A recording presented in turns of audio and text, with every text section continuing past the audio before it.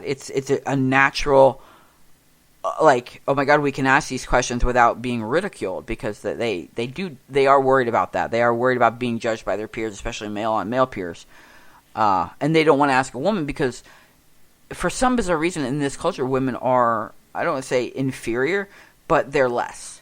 Not I guess inferior is the word, but when I say inferior versus less, I'm talking about like dominated inferior versus just seen as less.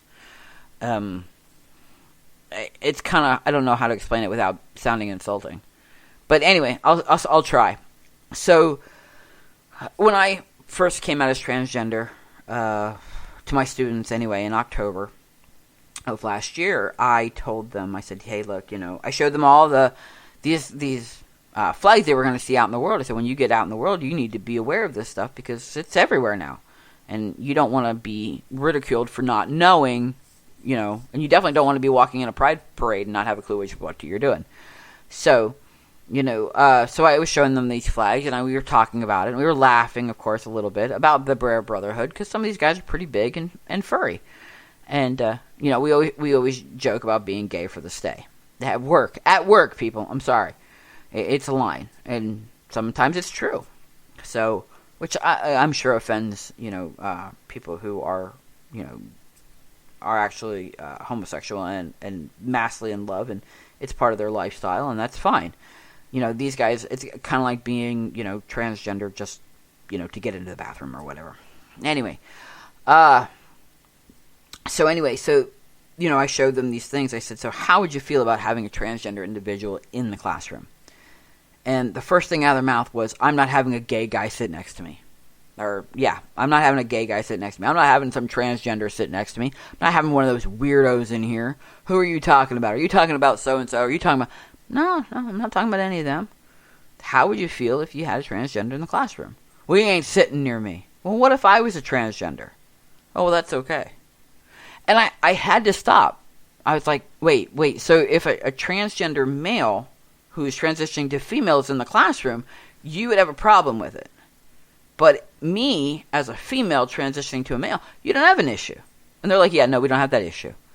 I scratched my head, and I was like, wait, I don't, why? Why is there a difference? Now, again, coming from a Christian background and not being at that time a practicing Christian, I didn't understand. Male, female, it's all same level to me. I equal pay. I'm one of those people. Equal pay for equal work, equal, maternity leave, all paternity leave, everything. Your dog has babies, I think you should have time off. And so I didn't really, grasp the conversation. And then they explained it to me that, according to Islamic belief, that it's okay for a woman to be curious, and it's okay for a woman to have the mind of a child, in a sense that she's allowed to explore. And so me being born female was completely okay that I wanted to go over to the more dominant side because, that was just okay. It was okay for a female to want to be masculine. It was okay for me to want to be superior, to better myself, is how they looked at it. But the thing was, what wasn't okay was, and why they had such issues with the idea of a male to female coming into the classroom was, how dare a man want to be less of a person? And that's how they see it. They legitimately see it as me wanting to be superior, and so I'm basically trading up, and a male wanting to trade down to be a inferior species or an inferior gender. That's how they see it. And I like I said, I couldn't believe that. I was legitimately floored that this culture looks at their women that way.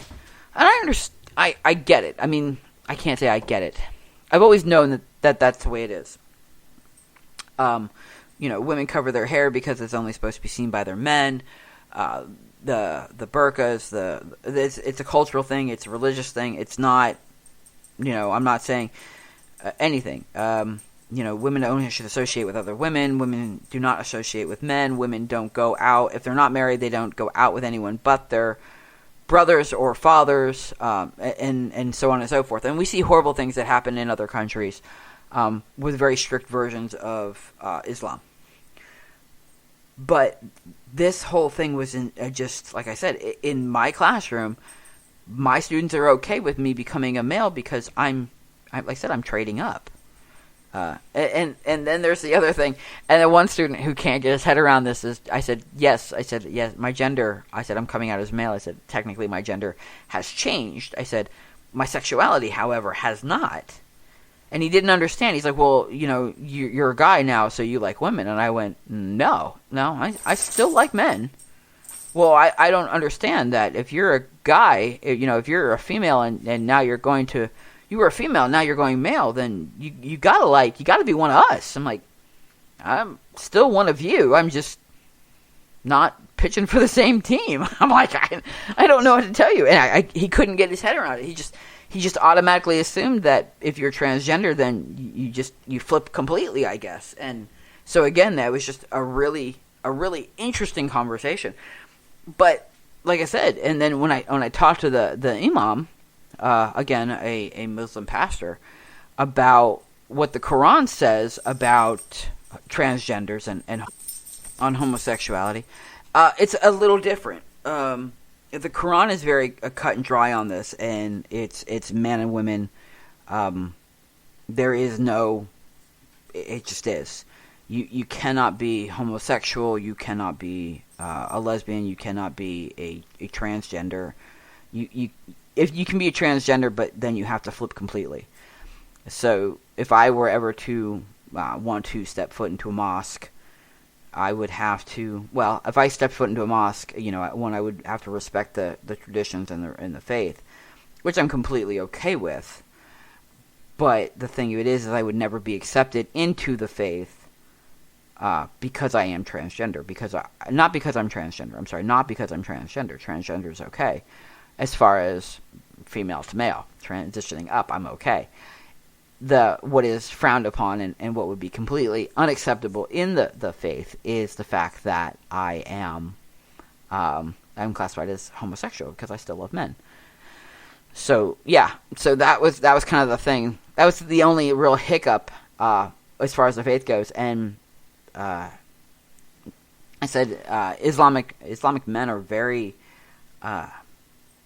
they're very direct about that. Like they won't associate with someone who's gay. They won't even associate with someone who speaks up for gay rights. They want absolutely nothing to do with that. And I think that has to do more with their fear of their own soul being tainted. In a sense, it's like, and I respect that. I truly do.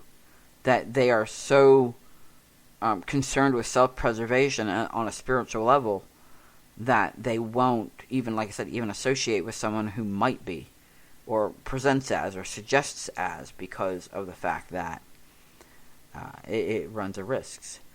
So, please, by all means, like I do have limited experience when it comes to the Islamic culture. So, if the imam was incorrect, or if the interpretations from what my students have told me is incorrect, please, by all means, share and let me know. I do know that there are many, many religions who frown upon transgenders, transgender culture, and the LGBTQ community, whether it's lesbian, transgender, queer, bisexuals, And I didn't cover a vast majority of religions. I didn't cover a vast majority of denominations. I know there's Baptists and Mormons and non-denominational Christians. There's just so many cultures out there, and it's kind of hard to cover them all in the brief time frame that we have. I also know but and then again then there's the pagan cultures, which are thrilled with anybody. I mean, because of the fact that, again, many indigenous cultures believe in people who are what they call two-spirited.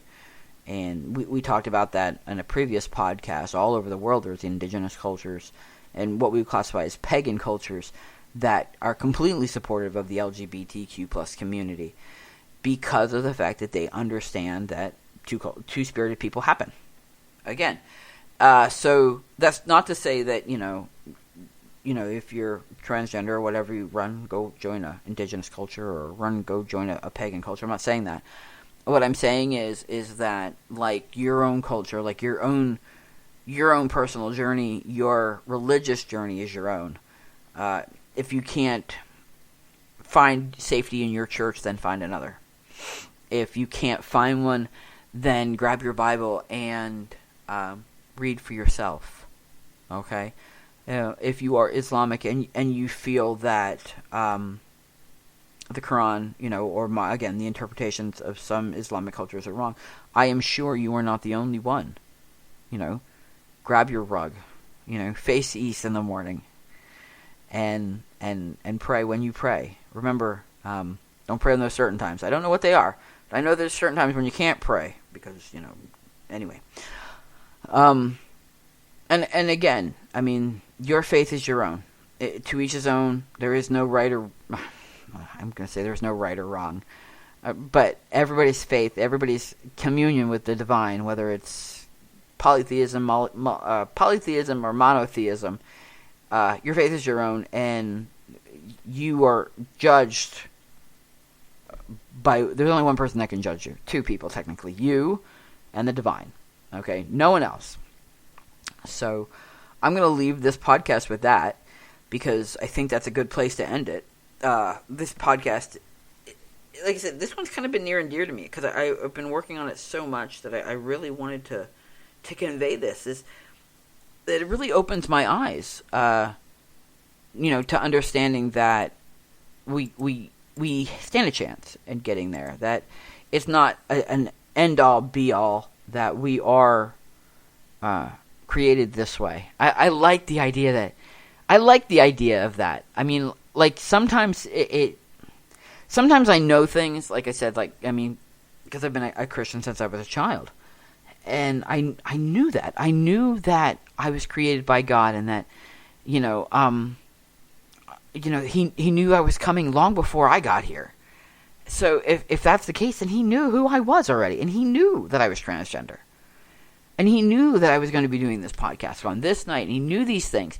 So how can anybody on God's green earth, including my own... no, I'm not going to go there. How can anybody on God's green earth tell me that I'm going to hell? Just because I'm me. That's not right. Nobody has that power. And if you believe that, and you continue to put yourself in that place, continue to remember that no one here on this planet can tell you where you're going when you leave this planet. That is between you and the divine, and no one else. All right? And if you love, honor, obey to the best of your ability, with all your heart and your soul, that's all God ever asked for. So, I mean, again, that's between you and Him, or them, or her. Who knows? All right. So, that's been this episode of Let's Talk Trans. I hope you enjoyed it as much as I did. I am, again, sorry that Leo has decided to up and kind of withdraw from us, so we'll do our best to see if we can't fill his tiny little shoes. And anyway, hopefully I'll see you guys on Wednesday night. All right? Take care. Have fun. Enjoy the rest of your week. And remember, be you.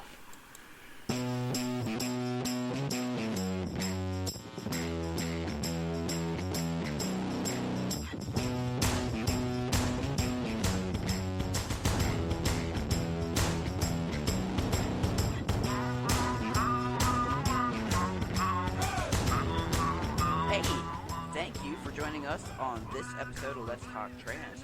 We hope you had fun. We know we did. If you like us and you want to hear more, follow us on Facebook. Subscribe on Spotify, YouTube, or Google Podcast, or wherever it is that you get your podcast from. Until next time, stay true to you.